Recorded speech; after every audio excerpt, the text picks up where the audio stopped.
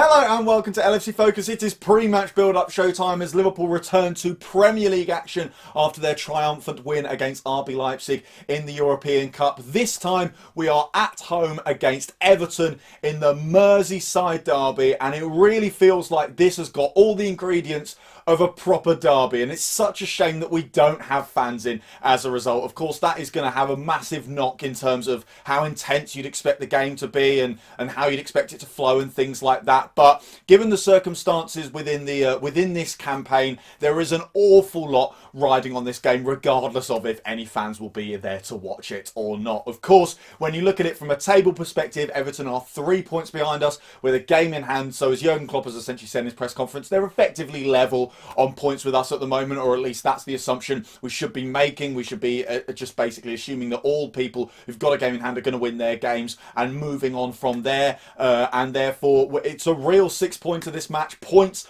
are on the line. It means an awful lot going into the latter stages of the season. We're approaching the last third of the campaign now, the run-in, if you want to call it that. And so Liverpool have really got to try and accelerate here, put their foot on the pedal, put the last few difficult months behind us, and, you know, mount a real charge for that top four. As I've said before, the last thing we want is being sucked into a fight with teams like Everton. We want to put some distance between us and them. We missed a chance to do something along those lines against Leicester last weekend, and we've now got another opportunity to kind of keep Everton at arm's length, because of course even though that gap is 3 points with the game in hand, once it becomes 6 points with the game in hand, there's more pressure on them to win the game in hand. They feel like they've got to try and keep up with Liverpool, and it just makes it difficult for them as well. And of course, when you remove Everton from the context, there are plenty of other teams that we are scrapping with for fourth or third place or whatever that would be, you know, knocked down if Liverpool could A, get a win this weekend, and B, start to finally put a real run of form together in the Premier League. And of course,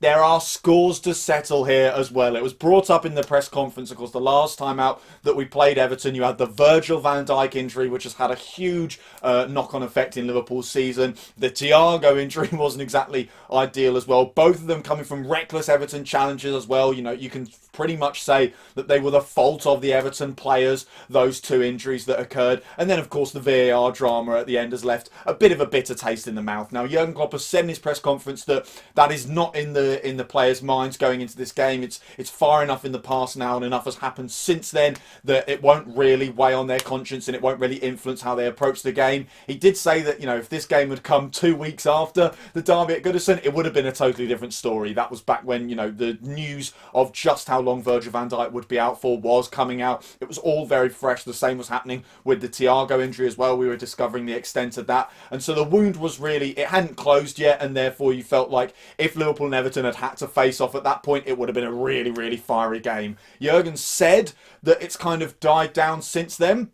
Personally, I don't entirely buy that. I think, of course, in the press, he's going to say that. He's going to give the impression that his players have moved on. But I think privately, on the training ground, this is a derby match. It's a 6-pointer for the top 4 race as well. You want to fire your players up. And so you are going to use things like that. You're going to use the injustice of the VAR decision, the way it's really heavily impacted Thiago's debut season in England, the way it's completely, you know, not ruined our season, but it's thrown it totally off the rails with the Van Dijk injury.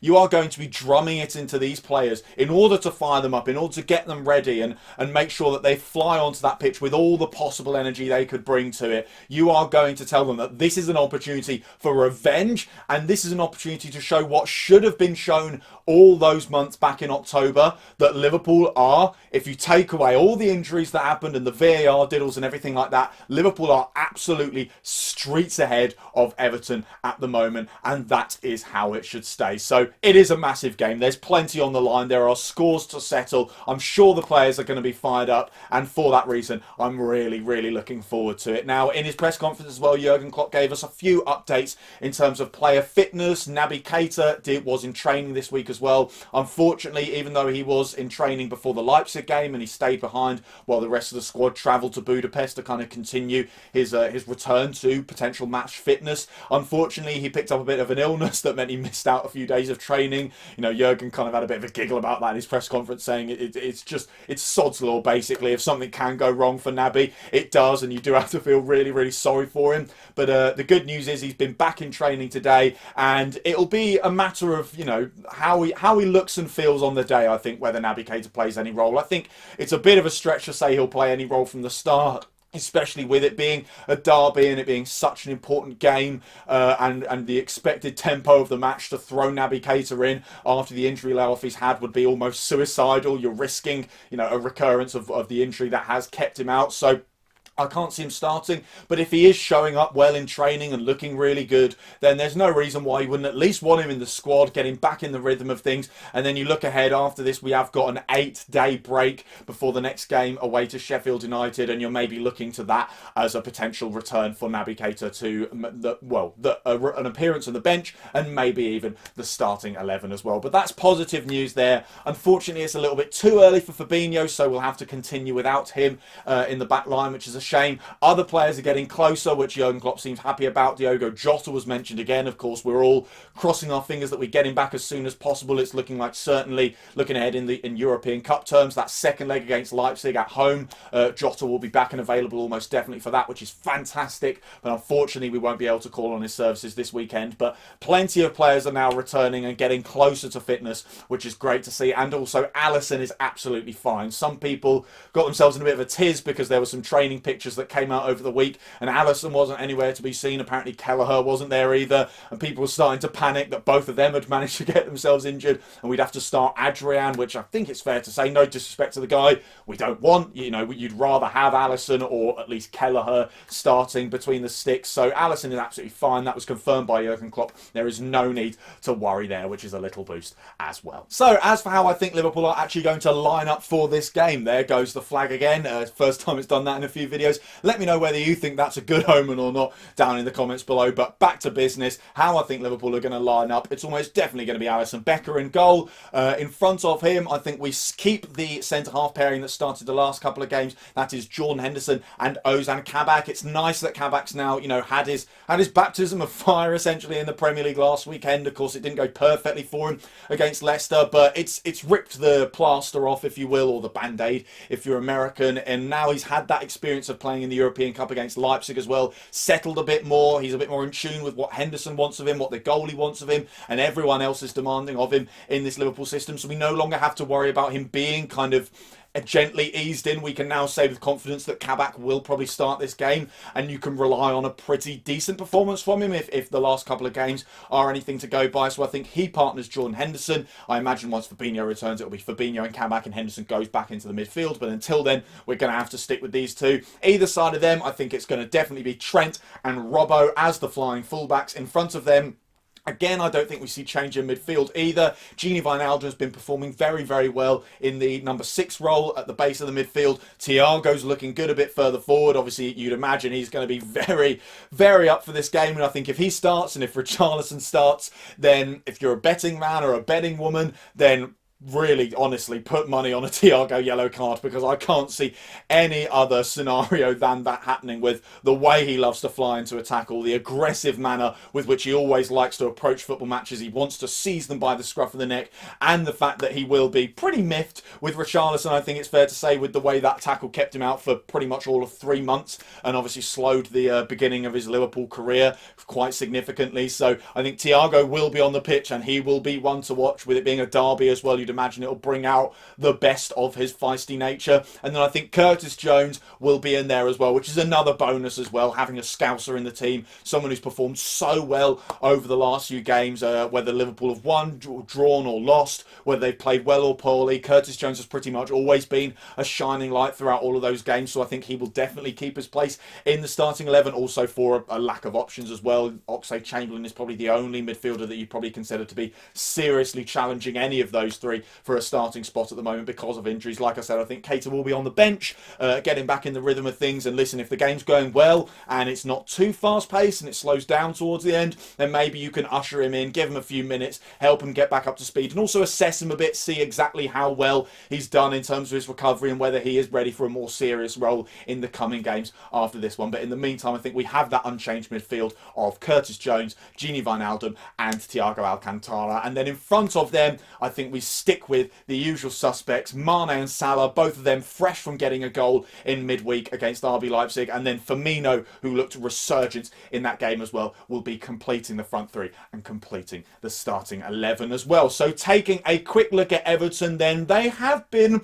faltering a little bit of late. You know, you look at the form table over the last 5 games, Liverpool have gathered 6 points. That is 3 wins followed by 3 straight losses, which obviously isn't ideal. Whereas Everton have gathered 4 points. Of course, their losses are distributed a bit more, but over their last 3 games, they have gone draw and then 2 losses back to back. That draw was at Old Trafford, which is a pretty respectable result under the circumstances. But since then, they just haven't looked at 100%, and that's understandable because they have come through a very congested pack of fixtures. They, of course, played in midweek against Manchester City in that rescheduled fixture, and played a full 2-hour FA Cup fixture the midweek before that as well. So that is probably the reason why they look sluggish. Also the fact that we've now come off the back of the most intense period of the season. So teams with slightly smaller squads will understandably struggle, will understandably look off the pace. And I count Everton in that bracket as one of those teams. They've got a pretty decent starting 11, but there isn't much depth once you get further and further down the squad. And injuries such as the one to Dominic Calvert-Lewin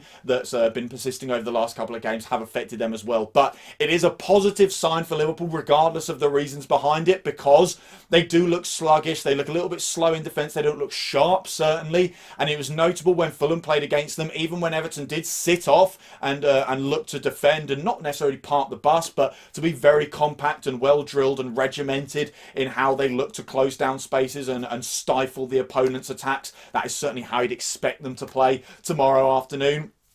Fulham still managed to get through. They managed to find ways through that low Everton block because it was lacking the energy and the discipline and I think the mental sharpness that's been there in the earlier stages of the season. There are, you know, cracks appearing in that Everton defence, and you still have to exploit them. You have to do the right things. Fulham were very good in terms of how direct they were. Players didn't just pass. It was pass, run. They were moving with the ball, being direct, looking to really drag that Everton defence apart. A very fluid Fulham attack was very key to doing that. So that's why I think Curtis Jones will be key in this game. I think Jurgen Klopp will maybe even flirt with the idea of playing a 4-2-3-1, one with an extra attacker, one that's a little bit more free form that allows the attackers to move around. Then you can see people like Mane coming inside, Salah trying to get past the last line of defence, Firmino dropping deep or going wide and things like that, and just moving the Everton defence around until you eventually find a hole that you can exploit within it. Although I do think he'll probably play it a little bit safer in terms of personnel. The 4-2-3-1, the only option you've really got is Xherdan Shaqiri. Whether Jurgen thinks he suits this game or not is down to him. But I think from the start, he probably goes with the standard 4-3-3, but there'll be very much an onus on Curtis Jones to link up with the rest of the attack, sort of in the way that Coutinho used to in the old 4-3-3 under Jurgen Klopp, where it was the usual front three with Coutinho in the midfield. He was so much more advanced than the other two. He was almost part of a front four, and I think we'll see very similar things from Curtis Jones in this game because his directness, his running, his tenacity, his willingness to be daring with the ball in tight, high pressure areas in and around the box will be very, very key to unlocking this Everton defence, I think. In terms of fitness and team news for them, they do have Dominic Calvert-Lewin back, which is a massive boost for them. I think they did miss him over the last few games. He's very key to the way they play, the way they go forward as well. They need him as that focal point, that target man who can win the ball, get it down on the ground, and then play other people like James Rodriguez and Richarlison into the game. So that is a boost for them. And also from set pieces, he'll be a threat, you imagine. That is something that Liverpool will have to be very, very wary of from a defensive standpoint. Fortunately for us, unfortunately for them, Yerry Mina is unavailable for this game. He picked up an injury against Man City. He is a big threat on set pieces, so that is a bonus for Liverpool. And also, you'd hope that that will upset their defence in a way that makes it a little bit easier for us. But I do think, all things considered, this is probably going to be quite a tight game. Liverpool do have a little bit of a reputation for when it's Everton coming to town, they just switch it on, and it very much becomes a matter of, hang on, Liverpool are better than Everton, everybody knows that, and they show it in style. They can sometimes just pull away and win 3 or 4-0. We've seen it happen plenty of times over the last decade, but without the fans in there as well to spur the players on, to remind them just how much this fixture means, and with all the mad things that have been going on so far this season, and records tumbling as well. You know, we all know how long it's been since Everton last beat Liverpool in any capacity. We all know how long it's been since they last won a game at Anfield, but records have been falling away pretty much constantly this season. That is the nature of the campaign, so it's no guarantee that Liverpool will get a positive result this weekend. But I think with the way we managed to really find our feet against Leipzig, the way we've managed to turn good performances into good results as well in that game, all the promise that we've taken from that, and the fact that I think at the end of the day, on paper, regardless of injuries, this Liverpool squad is still better than this Everton team. I am still backing Jurgen's mighty boys in red to come away with what will be a massive 3 points this weekend, looking ahead to the rest of the season. So that is all for today's video. Thank you guys very much for watching. If you did enjoy the video, as always, you know what to do. Hit the like button down there, hit that subscribe button there if you're new around here. Check out some of the other videos that put out on the channel over the past few days as well. Don't forget to follow at LFC Focus TV on Twitter, and I'll be back tomorrow after we've hopefully battered Everton at Anfield. Until then, bye for now.